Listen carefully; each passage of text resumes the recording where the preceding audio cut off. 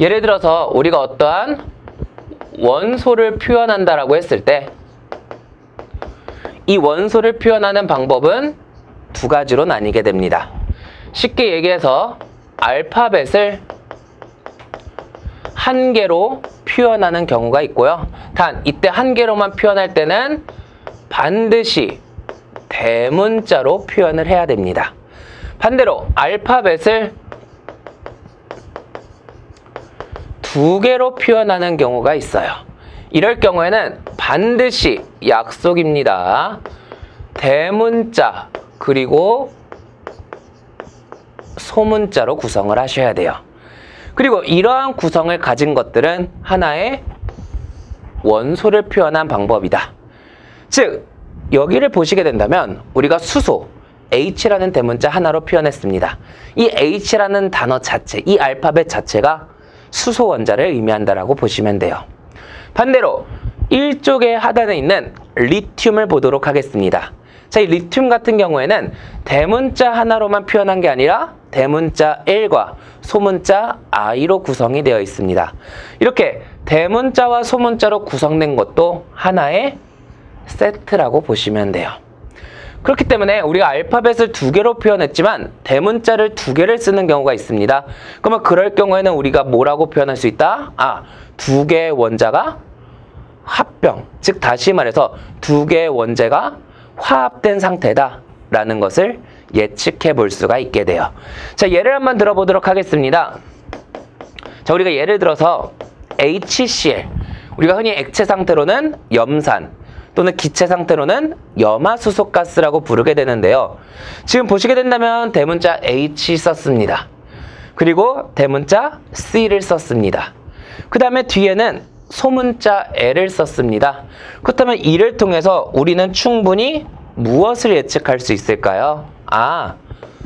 수소라고 하는 원자와 Cl 찾아보게 된다면 17쪽에 염소라고 써있죠. 염소라고 하는 원자가 화합된 화합물이구나. 충분히 예측할 수 있습니다. 자, 이번에는 또 다른 예제를 한번 들어보도록 하겠습니다.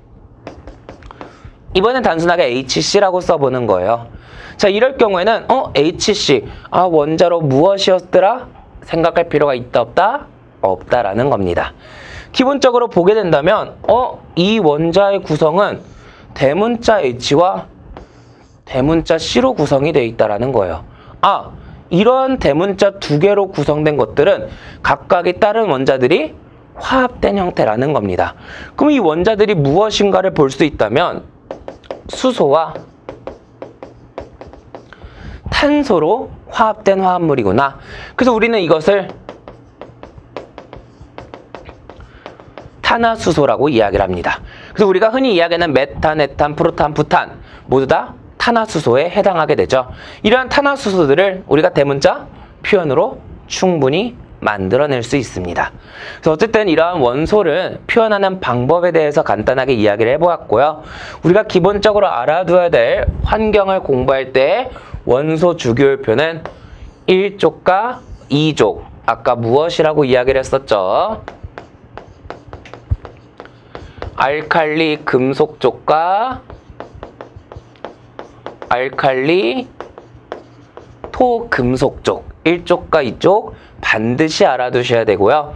그 다음에 또 공부하셔야 될 족들은 17족과 18족, 우리가 흔히 할로겐족, 그 다음에 비활성 기체족이라고 부르는 족들은 반드시 공부를 해주셔야 됩니다. 특히 요 1족과 2족은 여러분들이 수지를 할 때 꼭 공부를 해주셔야 되는 내용이고요. 특히 요 18족 같은 경우에는 우리가 흔히 대기 파트에서 가장 많이 활용하고 있습니다. 17족 같은 경우에는 대기 파트하고 수지 파트 모두 다 활용을 많이 하고 있기 때문에 충분히 알아두셔야 될 내용이라고 생각을 할 수가 있게 됩니다. 물론 요 1족 같은 경우에는 어디에도 나올까요? 우리가 폐기물, 토양 파트에서도 충분히 알아둬야 될 원소로서 구성이 되어 있기 때문에 기억을 해두시면 좋을 것 같습니다. 자, 그렇다면 우리가 족들은 알았지만 그러면 3족부터 16족까지는 몰라도 되느냐? 그렇지 않겠죠. 기본적으로 우리가 모든 족의 내용을 알 수는 없고 알 필요도 없을 겁니다. 하지만 기타 일부분의 원소들은 꼭 기억을 해두셔야 돼요. 그럼 이런 환경공학을 공부할 때 그 기타 원소들은 어떠한 걸 공부해야 될지 하나씩 알아보도록 하겠습니다. 자, 먼저 13족을 보도록 하겠습니다. 자, 13족을 보시게 된다면 붕소 우리가 몰라도 되죠. 다행이에요. 하지만 중요한 것들은 뭐가 되느냐? 알루미늄 알아두셔야 됩니다. 자, 이 알루미늄 같은 경우에는 우리가 지금 보시게 된다면 굉장히 하얀색 바탕을 두고 있어요. 자, 여기 보시게 된다면 하얀색 바탕은 자연적으로 금속 원소에 해당한다라고 이야기를 할 수 있습니다. 즉, 이러한 금속 원소에 해당하는 알루미늄은 우리가 삼가의 원자가를 가지고 있는 원소라고도 이야기를 할 수 있게 되는데요. 이러한 알루미늄은 특히 어디에 많을까요? 우리가 흔히 수질에서 사용하는 응집제를 구성하는 원소 중 하나입니다. 아마 많이 들어보셨을 거예요. 알럼이라고 하는 우리가 응집제를. 공부를 하다 보면 다시 한번 언급할 거기 때문에 너무 걱정하지 않으셔도 되겠습니다. 그 다음에 이 알루미늄 같은 경우에는 토양에 굉장히 다량으로 존재하고 있습니다. 그 다음에 우리가 치환율, 즉 다시 말하면 이온 교환율이라고 해가지고 토양 내에 산성비가 존재하게 됐을 때 수소이온과 우리가 치환될 수 있는 토양의 원자들에 대해서도 공부를 하게 될 건데요. 중요한 것은 이 알루미늄 같은 경우는 이러한 양이온 교환 능력이 수소와 크지 않기 때문에 토양 내에 오랫동안 잔류를 하게 됩니다. 그러다 보니까 이러한 알루미늄은 식물에게 가장 필요한 구성 원소, 우리가 흔히 사람으로 따지게 된다면 칼슘, 마그네슘 필요하다라는 거 많이 들어봤을 거예요. 칼슘은 성장을 위해 필요하고 눈 떨릴 때에는 마그네슘이 부족하다라고 이야기를 하게 되죠. 이처럼 식물이 성장하기 위해서도 반드시 식물이 섭취해야 될 필수 원소들이 존재를 하게 됩니다. 이러한 필수 원소들 중에서 인이라는 원소가 존재를 하게 되는데요. 이러한 인과 알루미늄 응집력이 높습니다. 다시 말한다면 결합력이 높게 돼요. 그러다 보니까 이러한 식물이 성장을 위해서 필요한 인은 알루미늄이 붙잡다 보니까 식물의 성장을 방해하는 일이 발생할 수가 있게 됩니다. 그래서 그러한 내용을 할 때 중요하게 다룰 내용이기 때문에 알루미늄 꼭 기억을 해두셔야 되고요. 그 다음에 우리가 흔히 원자량이라고 해서 원자량 27이다라는 것도 기억을 해두셔야 되겠습니다. 소수점 세트짜리까지 표기는 되어 있지만 우리가 소수점 세트짜리까지 기억하실 필요가 없어요.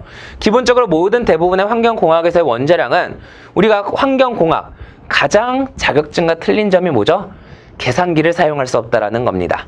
그러다 보니까 이러한 계산을 쉽게 하기 위해 대부분 실제 시험 문제에서도 모두 정수 처리로 함으로써 원자량을 표기해서 나타나게 됩니다. 특히 정수 처리 같은 경우는 대부분이 올림으로 또는 반올림으로 해서 처리를 하기 때문에 26.98이라는 알루미늄의 원자량 대신 27을 외워두시는 게 훨씬 더 공부하는데 어려움이 없을 수가 있게 되겠죠.